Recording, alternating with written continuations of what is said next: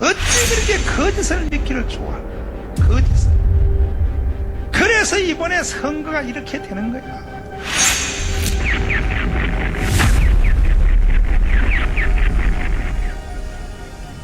조선 말 흥선대원군의 우리 민족끼리 살겠다라는 시대착오적인 쇄국 정책으로 대한민국은 근대화의 과정에서 낙오되었습니다.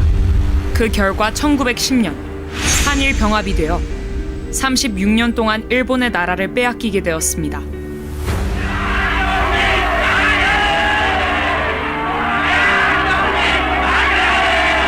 지구상에서 사라질 뻔했던 대한민국이 3.1 독립운동을 통하여 나라의 주권을 회복하기 위해 약 7,500여 명이 생명을 던졌으나 뜻을 이루지 못하였습니다. 이에 국민이 절망 가운데 있을 때 소련은 볼셰비키 혁명 세력들과 김만겸 등을 이용하여 박헌영과 상해 임시정부 요원들에게 공산혁명을 전수해 1925년 4월 17일 조선 공산당을 창당하여 공산주의 혁명을 시도하였습니다. 그의 신의주 사건으로 인하여 조선 공산당 대표인 박헌영 이하 66명이 구속되고 37명이 수배를 받았으나 그 세력은 급속히 확대되었습니다. 일본의 식민 통치로 인하여 대한민국은 나라는 물론 말과 이름, 심지어 성까지도 빼앗겨 버렸습니다. 역사에서 사라질 지경에 이르렀을 때 미국이 1945년 8월 6일 히로시마, 8월 9일 나가사키에 원자탄을 투하함으로 기적 같은 해방을 맞이하게 되었습니다. 무정부 상태에 빠진 한반도는 어떠한 정치 체제를 선택하느냐를 놓고 미국과 소련, 민족 지도자들 사이에서 심각한 논쟁이 발생하였습니다. 그 당시 이승만은 미국에 있었고 김구는 중국 상해에 있었습니다. 그들이 귀국하기까지는 2달 이상의 시간이 소요되었고 미군은 오키나와에 주둔하고 있었습니다. 이 틈을 타 국내에 있던 박헌영은 이승만과 김구의 이름을 도용하여 1945년 9월 6일 전국에 147개 인민위원회를 조직하여 조선인민공화국을 선포하였고 무정부 상태 위에 정부 행세를 하였습니다.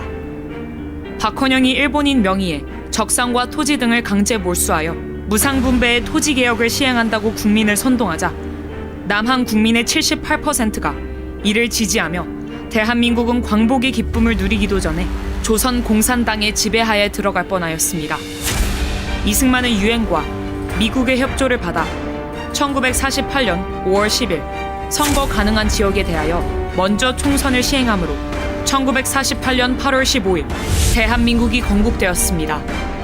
박헌영과 남로당은 총선을 방해하기 위해 대구 10월 폭동, 제주 4.3 폭동, 여수 반란 사건을 일으켰으나 이승만 대통령은 좌우 합작을 주장한 미소 공동회의를 제압하고 자유민주주의, 자유시장경제, 한미동맹, 기독교 입국론에 대한민국 4대 건국기둥을 세우게 되었습니다.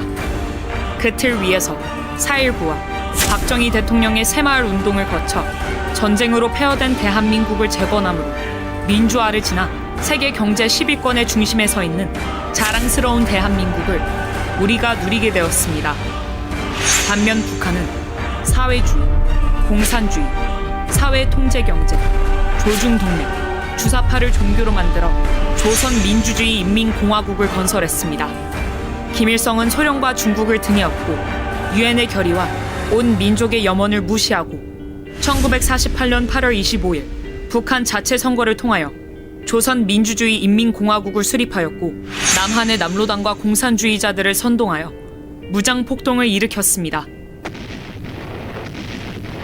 북한은 1950년 6월 25일 11만 명의 병력과 240대의 전차를 앞세워 전면 남침하였습니다.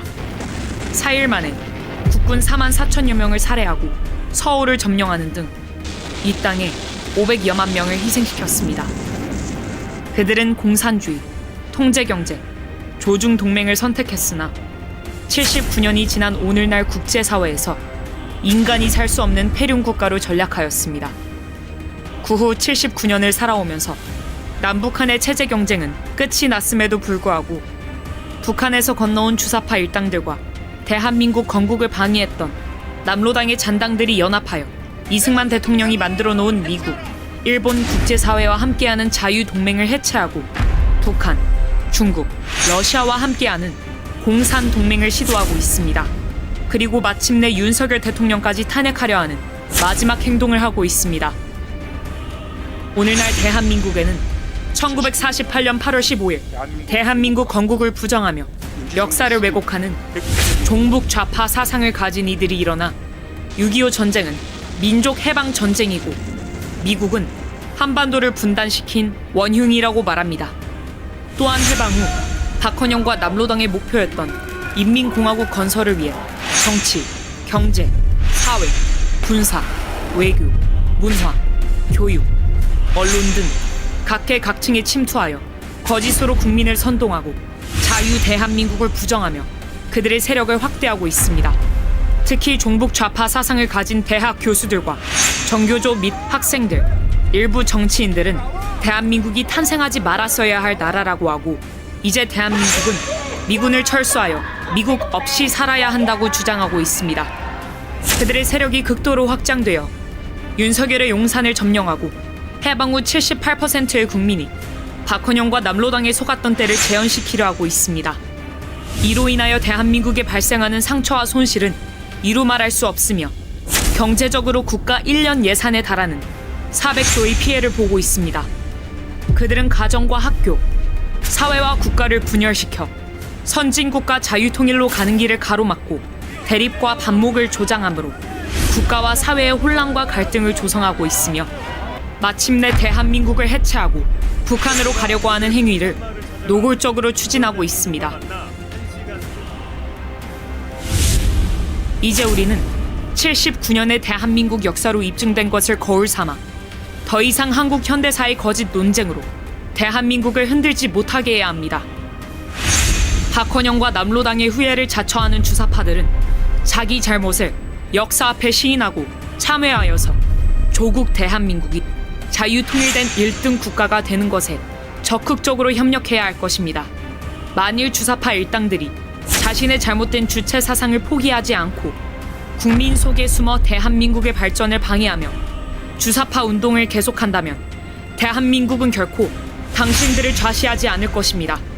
자유민주주의 체제를 위협하는 반국가 세력들이 곳곳에서 암약하고 있습니다. 폭력과 여론몰이, 행전, 선동으로 국론 분열을 꾀할 것입니다. 전 국민의 항전 의지를 높일 수 있는 방안을 적극 강구해야 합니다. 대한민국 국민 여러분, 대한민국이 자유통일과 세계 속의 선진국가가 되기 위해서는 문재인과 이재명을 속히 처벌하고 주사파를 척결하여 이승만 대통령이 만들어 놓은 헌법과 4대 건국 기둥을 바로 세워야 할 것입니다. 이 일을 진행하기 위하여 진통이 있을 수 있으며 걱정스러운 일도 일어날 수 있습니다. 그러나 우리는 반드시 한 뜻과 한 마음으로 뭉쳐 이를 극복해야 합니다. 대한민국은 앞으로 나타날 영광을 위하여 그리고 국민 소득 5만 불, 자유통일 국가, 복지 국가, 세계 인류 국가가 되기 위하여 정체성을 확립하고 그 책임과 의무를 다해야 할 것입니다.